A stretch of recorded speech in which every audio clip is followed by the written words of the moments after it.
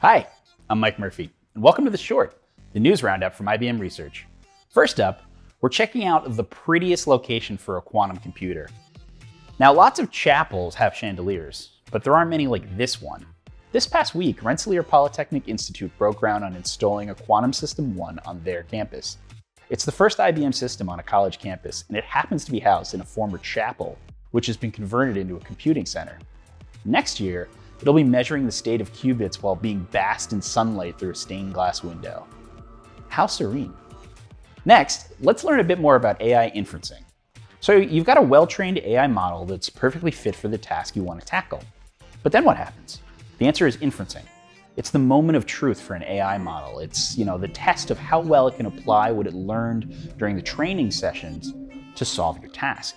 Can it flag an email as spam, transcribe a conversation? Can it identify a hot dog? An AI model spends 90% of its life in inferencing mode, so IBM is looking at ways to make inferencing faster through innovative new hardware concepts, like the AIU, and working with platforms like PyTorch to make building systems as seamless as possible. And in case you missed it, AI is looking to fix Wall Street's spaghetti code. Mission-critical systems around the world rely on secure legacy code languages like COBOL. But for companies looking to modernize their operations with more flexible, cloud-based systems, the transition from COBOL to newer code languages like Java is a massive challenge. Now, through a new generative AI system called watsonx Code Assistant, IBM can turn legacy software into modern code in the fraction of the time it used to take.